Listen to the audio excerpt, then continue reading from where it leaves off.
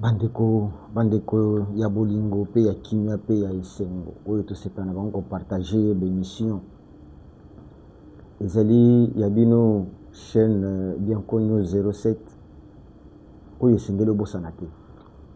Bianco News 07 eza chaîne ya bino bakongolais, eza chaîne ya banationaliste, eza chaîne ya bato nyonso bazo raisonner un Congo fort, un Congo puissant. Mbote na bino na bisika bozali kolanda biso awa ndenge bomoni nga na ye awa, c'est pour vous annoncer des choses makambo ya minene, makambo ya kokamwa. C'est pourquoi kolinga korataka oyo ezobima na Bianco News te, parce que Bianco News alokotaka te, Bianco News azwaka oyo esengeli koloba. Et c'est pourquoi toyaka kokomisela bino ngo l'information est là. Boyebi tokoma éveillé, toza susu bayuma ndenge tozalaka te. Congolais, la majorité basi bakomi bato moko éveillé, basi bakomi bato moko décisif, basi bakomi bato moko qui cherche à comprendre. Mais la minorité bato mokie ya bakongolais ndena ba comprendre te. Alors yo nanga tosengeli toyeba nini ezali koleka, nini esengeli kosala. La pesi bino susu mbote et puis ko remercier bandeko nyonso bauti na s'abonner, parce que je vois comment bandeko bazali s'abonner na kati na chaîne na biso kitoko mingi. Et yami balé ko remercier yo moto zwaka temps ya kolanda biso et salaka biso esengo mingi pote oleka na kolanda Bianco News. Mbote na bino nyonso boze belé moya kotanga bino bakombo ezate. Alors na ngonga oyo eloko nini tomemeli bino na Bianco News, tozana ba information surtout sur ce petit Kagame. Na koyebisa bino ki Kagame afetaki ne le premier na Rwanda, mais les deux abimaki les deux akei. Siko Olanda Bianco News na yebisa yo akendaki wapi. Nazo yebisa bino place akendaki. Yami balé na koyebisa bino sikoyo, je crois eza ba émission ebele na sala na lobela sur le choix ya Félix de ne pas aller auprès de la Russie. Lelo nazo yebisa bino les secrets ou bien qu'est-ce qui avait fait que Félix a kende na Russie te, c'est-à-dire a kende ko signer d'accord na pays to bengi Russie te. Tozo kende nde ba dossier mibale oto kotraiter na ngonga oyo. Bokota, bo s'abonner, bo partager, partager mon frère, partager ma sœur, partager et yebisa bato que bo s'abonner na chaîne oyo. C'est ça le travail qu'on vous demande et ça sera pour nous quelque chose de très grande valeur. Ok, merci beaucoup. Bandeko, Kagame a fêté le premier na Rwanda, comme tout le monde a fêté. Mais très tôt le matin, les deux, il a voyagé. Voyager à Kéris. Si on a observé, qu'est-ce qu'il a mené Kagame na Russie? Kagame, après avoir constaté que l'ambassadeur a été rappelé, na Rwanda, et ba membre nyons o ba travailler à l'ambassade ya États-Unis, batingi bango na Kenya. Les États-Unis n'ont pas trouvé l'importance de garder son ambassade au Rwanda. Et même les travailleurs de l'ambassade bafanda na Rwanda, Kagame ceci a compris déjà. Parce que aza muto akala ayebi comment fonctionne relation internationale to relation na kati ya pays, disons. Lorsqu'il a compris que l'ambassade est Longwe, disons, l'ambassadeur à Longwe et fonctionnaire et ambassade à Longwe, il a compris que l'ambassade a quitté. Donc, représentation, il y a États-Unis au Rwanda et Longwe. Directement, le monsieur a compris que je suis en danger. Parce que ça, c'est un signal fort. Lorsque dans votre pays, et quel pays? Le Rwanda qui était l'ami fidèle des États-Unis, aujourd'hui, une décision tombe pour dire que non, l'ambassadeur quitte, les fonctionnaires de l'ambassade quittent et l'ambassade est fermée. Il a compris que ma relation est assoutée. Alors, vite, il n'a pas pu tarder parce que ce n'est qu'à la fin d'année ici, en décembre, que ces opérations, il y a qu'à faire quitter l'ambassade, l'ambassadeur, les fonctionnaires et l'ambassade a été prise. Alors lui, il voulait rapidement couer ça pour ne pas perdre du temps. Je vous avais parlé de son ministre des Affaires étrangères à Kendaka qu'on négociait en Russie. Maintenant, lui-même est allé. Et en allant là-bas, il a commencé à négocier, non, tout consort, parce que n'oubliez pas que les formateurs des militaires rwandais étaient les Américains. Et ces formateurs, bakanga bisaka na bango au même moment que l'ambassadeur Bakenda. Donc, le Rwanda maintenant n'a plus de formateurs de qualité. Parce que le militaire rwandais était formé par des instructeurs américains. Nyonso bakili. Bososola. Nyonso sont partis. Alors Kagame voulait maintenant remplacer ces formateurs par des formateurs russes. Il voulait remplacer les formateurs américains par des formateurs russes. C'est ce qu'il est allé négocier. Et après avoir parlé avec la Russie, Kagame a quitté là-bas pour se rendre à Doha. Il s'est rendu à Doha. Arrivé à Doha, ça c'était les deux, il était en Russie, mais les trois, il est descendu à Doha. Azaki na périple moulaï, oya lingaki asala. Et à Doha, qu'est-ce qu'il est allé négocier? Il est allé négocier avec Qatar pour revoir quand même la relation avec les États-Unis, calmer Bangona. Parce que c'est un monsieur qui souffre. Je vous dis que Kagame est en souffrance. Kagame, Muchopi, les mini-personnes là, est en souffrance actuellement. Et lorsque a commis na Doha, a commis Kosolana et Mira Qatar, ne sangweye kokwela ye. Ya koloba keno le président ya Venezuela.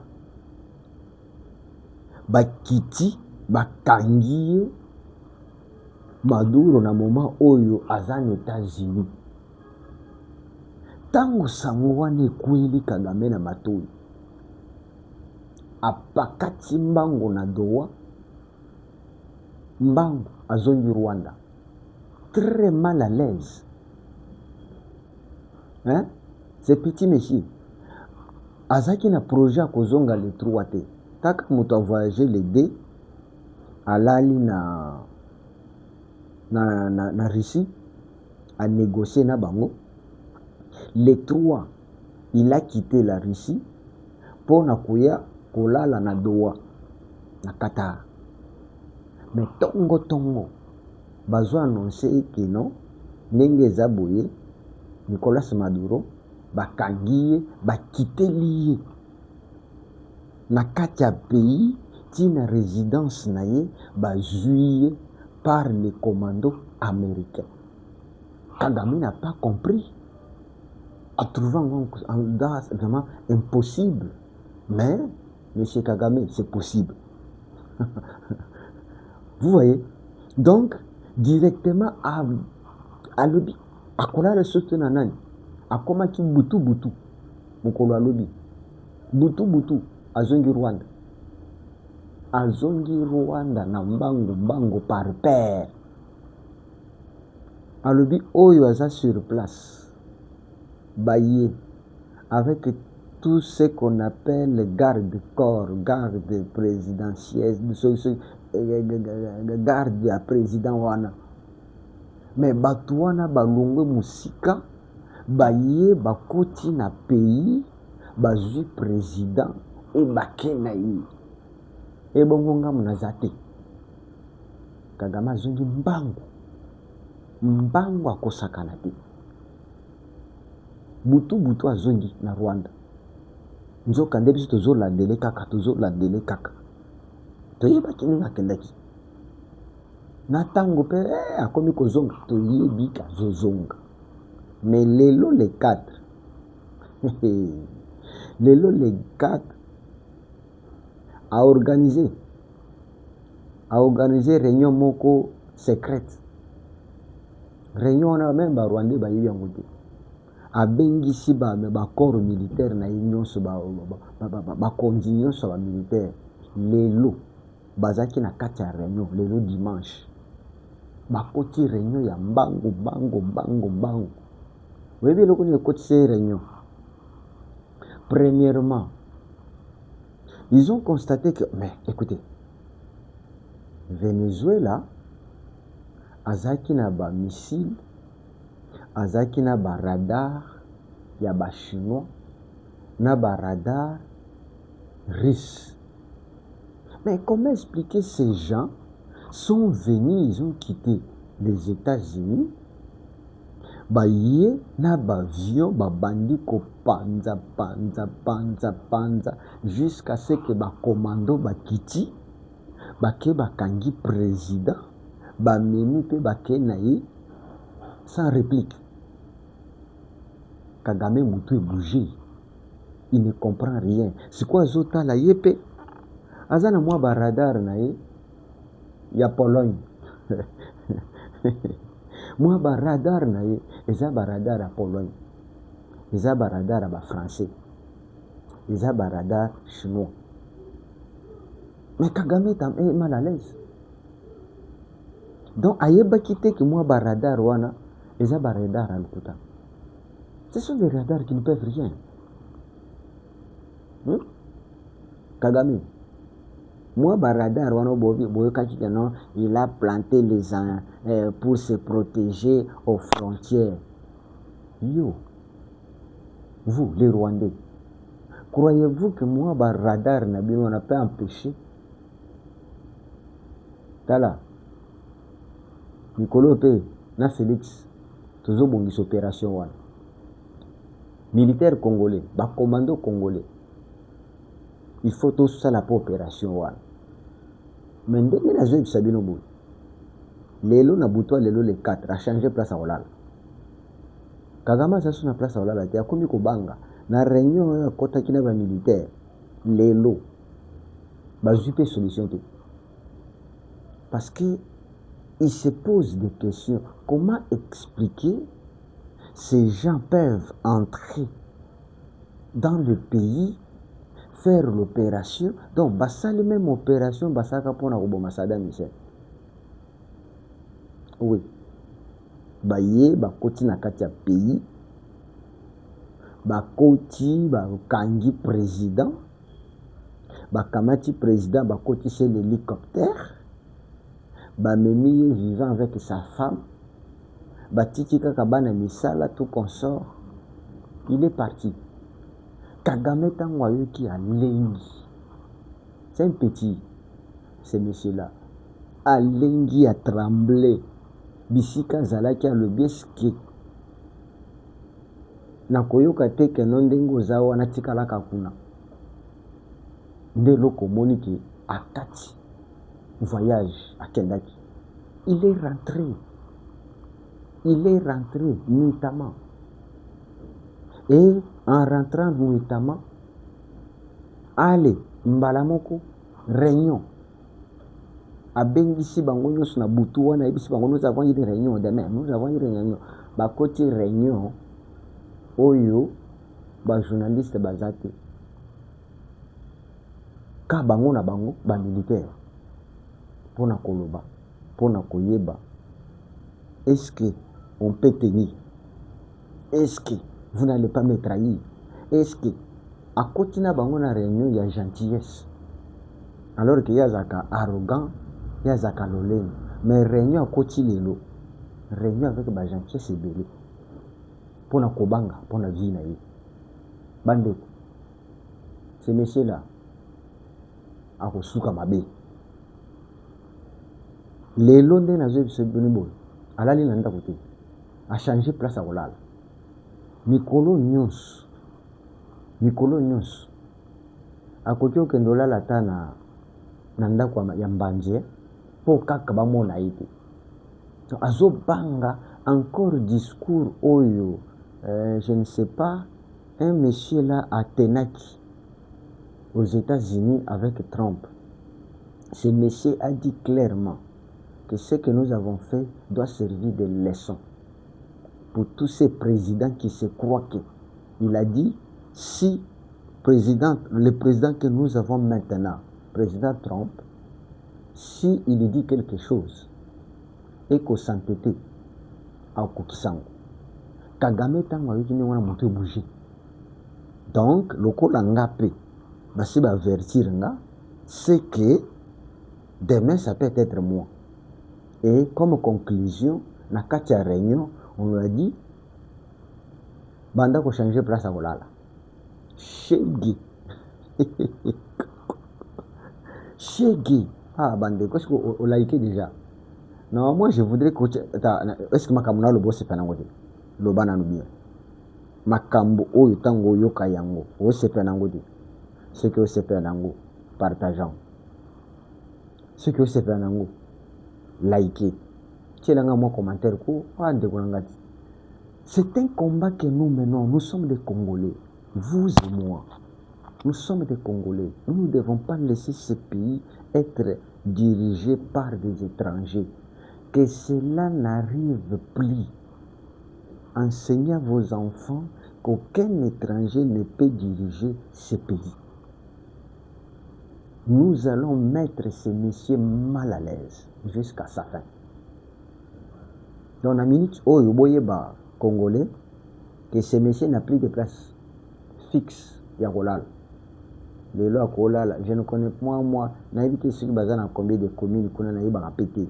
Ceux qui basent donc à Rolal, ceux qui n'ont guissé ni les lots, l'objet qu'on a fait Rolal na ndako général Songolo, l'objet qu'on a fait Rolal à pas colonel, l'objet qu'on a fait Rolal na chantier. Donc, c'est un monsieur, ceux qui vont Kagame na balabala. Azola là comme monsieur qui veut comprendre. C'est un monsieur qui est mal vu maintenant. Kagame est capable aujourd'hui à Kolala na Zando. Kagame est capable de lui à Kolala na hôpital. Alors qu'Azobela te. Kagame est devenu capable à Kolala na prison. Alors qu'il va kangier te. Pour Annie. Azol n'a pas localisé te. Il a peur. Moi, baradar na bango ya européen.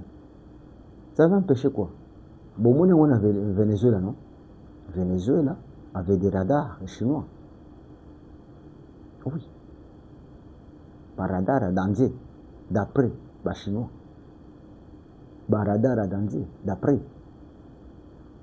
la Russie. Mais ces radars n'ont rien fait. N'ont rien vu. Ils ont un radar. Ils ont la technologie.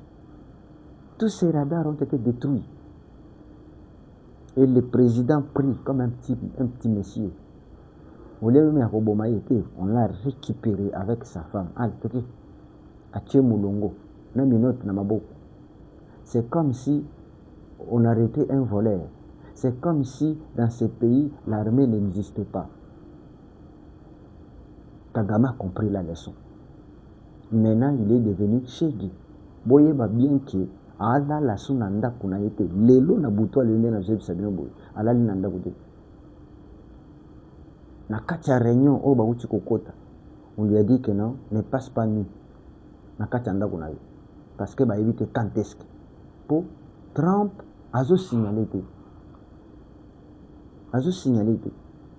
ezaka bolali bolamuki na tongo vous dit que non le petit monsieur est pris. On est allé avec lui. Est-ce que vous comprenez ma caméra? Likez l'émission, partagez l'émission. Ça c'est bien connu, votre chaîne.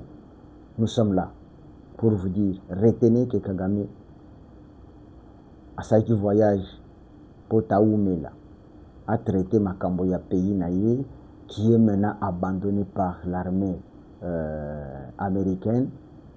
Kota Kendaki na Russie. Il a traité des dossiers. Après avoir traité un dossier, il fallait qu'il y ait un doigt. A commis un doigt. Tango sangwe a jepongité. A kokola la te. Bah c'est là t'as un doigt qui ne le dit jamais. Oh non, avion les a programmés pour nous voler les lots. Il faut payer, je dois payer les amendes. Et il a payé les amendes pour que l'avion ait volé. Ils ont Rwanda Boutou.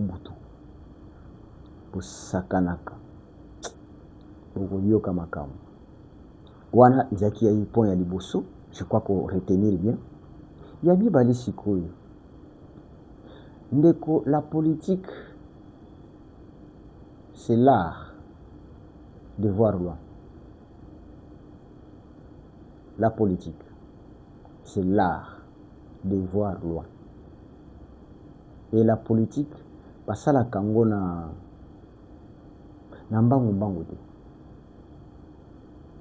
pas de précipitation. Il faut s'asseoir, il faut analyser, il faut se poser des questions. Et chaque question mérite une réponse. Et c'est la réponse, on l'analyse et on cherche à comprendre qu'est-ce qu'il y a et qu'est-ce qu'il faut. Est-ce que vous comprenez? Je pense que tout Congolais, lorsque nous avons senti que nous sommes rejetés par les Français, par les Européens, par les Chinois, par les Américains, d'un commun accord, tout le monde voulait que Félix qu'il aille signer des accords avec la Russie. Mais moi, bien connu, je vous avais déjà dit. Bon, je vais commencer d'abord par vous dire. La Chine, c'est une grande puissance. Mais la Chine sont plus des commerçants et des constructeurs. Du côté militaire, au Kukufa Pamba. La Chine, ceux qui ont traité là-bas, ce sont des commerçants. Côté que la union soit ata balutu, ata papier mouchoir, ata nini, ata bonbon. Avec les Chinois, oh, venez dans Guangzhou, prenez tout, achetez tout. C'est ça les Chinois. Avec les Chinois, signer les contrats, batongelo, pont, batongelo, nzela, batongelo, immeuble, batongelo, c'est ça le point fort des Chinois. Mais ceux qui m'ont canadien dans la guerre, et t'as la kabangote. Babenda na kanabang, babanga na bang makababitumba. Donc la Chine, ce n'est pas un pays avec qui il faut signer des accords militaires. Donc sikoyo na ba français. Les Français, ce sont des simples parleurs. Ils n'ont rien. Ce sont des parleurs. Ok? Ce sont des parleurs qui n'ont rien. Leur force, c'est le dire. Mais ils n'ont pas le faire. Les Français, ce sont des traîtres. Ce sont les gens qu'on appelle double face. Il peut être avec vous, nous sommes là, nous soutenons. Je vous donne un exemple. Réunion Samaki en France, non? Disant que nous devons ouvrir l'aéroport de Goma. Est-ce que beaucoup de Macron, nous sommes où?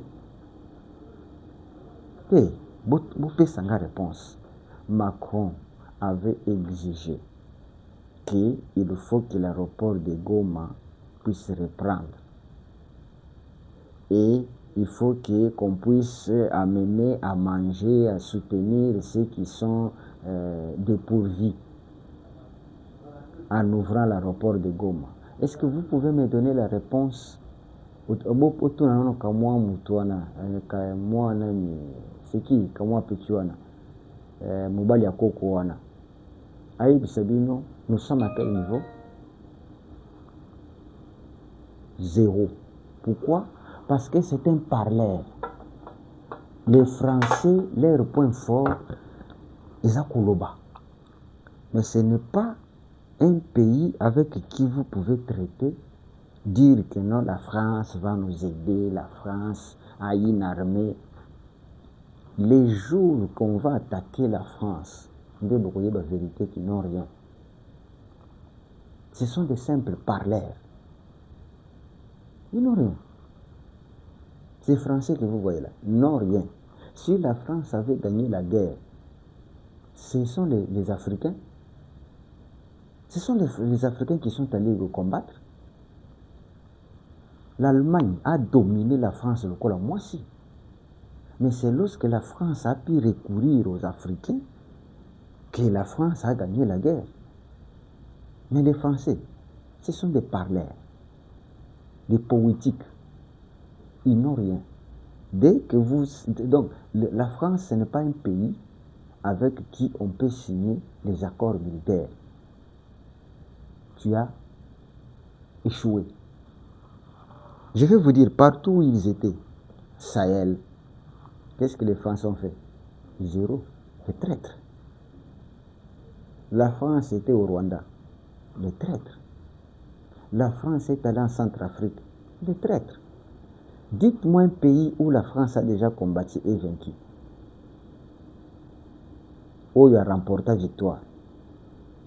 Un pays africain où on a fait appel aux militaires français, après ils ont trouvé la solution. Nulle part. Ce sont des théoriciens. Théorie na théorie. Là, vous avez déjà compris. Donc maintenant, la Russie. Russie, c'est un pays qui pouvait, qui pouvait faire quelque chose. Mais seulement la Russie est, je dirais quoi, est affaiblie par les sanctions. Je vous avais parlé une fois que la Russie aujourd'hui, ce qu'il sollicite, c'est vendre ses armes.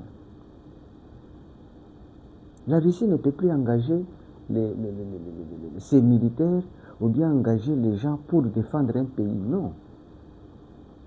Même les Burkina Faso là, ils amènent l'argent pour payer les armes. Et quand ils avaient fait, la Russie avait un peu en moins force. Il y a coaching de militaire na yoana bandaki ko ya depuis que leur maître a kufa. Boyo ka bango susu. Boyo ka bango susu. Les paramilitaires là n'existent plus. La Russie n'a plus l'argent, n'a plus les moyens de s'occuper de quelqu'un quelque part. Non, il s'occupe d'abord de sa sécurité. Alors, tout ça, c'est ce qui avait fait que Félix n'était pas tombé dans le piège. Qu'est-ce qu'il fait? il va là où on lui disait que non, c'est son qui soutenait Kagame. Talandenga détrôné Kagame. Bandeko. Talandenga détrôné Kagame. Kagame a peur. Aujourd'hui, l'ambassade des États-Unis a quitté le Rwanda pour venir en RDC, à Kinshasa. Aujourd'hui, les formateurs, au Rwanda qui ont formé les militaires rwandais, les Américains, Balongwe. Aujourd'hui, les fonctionnaires de l'ambassade du Rwanda, les États-Unis au Rwanda, ils ont quitté. Ça, c'est ce qu'on appelle frappe. On a frappé. Attendez, vous allez voir comment les choses vont. Je vous ai déjà dit que notre 2026, c'est une année de problèmes et de réalisations possibles. Bon, mon Nicolas, c'est Maduro, Maduro. Bon, c'est en 2026. Lobby, le 3, il va frapper l'année 2026. Vous allez voir des choses qui vont se passer. C'est petit Kagame. Tu vois que c'est lui maintenant qui va vers la Russie. Maintenant, les États-Unis ont compris qui est ce monsieur. Maintenant, les États-Unis sont avec la RDC. Et c'est maintenant qu'on va corriger ces petits messieurs-là, et bien ces petits peuples-là. Soyez tranquilles, soyez calmes. Hein? Soyez calmes. Bisso, nous voulons un radar américain. Nous voulons des instructeurs américains. Nous voulons des armes américaines. Pas un radar ou sotaka pampama. Kagame zana un radar ou monakate. Bachango kandengwana. Mais tandis qu'avec les Américains, bayebi que ceux qui bayika ba fixer ka radar na bino ba to tchanka misukabu radar na bino ekomi ba aveugle. Et bakoya basali opération na bango jusqu'à la fin. Radar na bino elali ezonimba. Parce que comment est l'autre côté. Donc Congolais, voilà. Si Félix n'avait pas accepté Yakokende vers la Russie, c'est parce qu'il savait que aller vers la Russie, je m'expose. Si Félix Akendaka na Russie, pour dire que Kagame a Nakazala avec les États-Unis. Vous comprenez?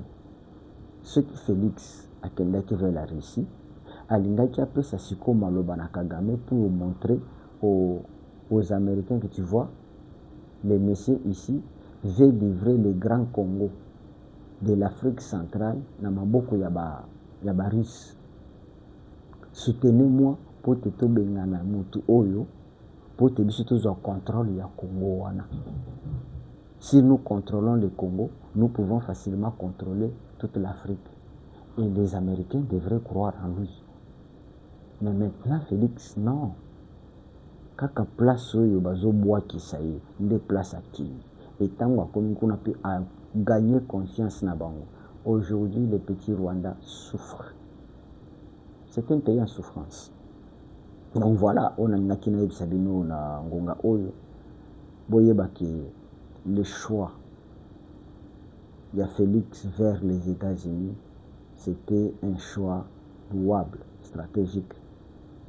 Il fallait détrôner ces petits messieurs, petits Kagame, pour te laisser toujours place. Et aujourd'hui, c'est nous qui avons le contrôle, c'est nous qui sont bien cotés par les États-Unis que ces petits Rwanda. Donc, bravo, bravo, vraiment, Likez, partagez l'émission, likez, partagez l'émission.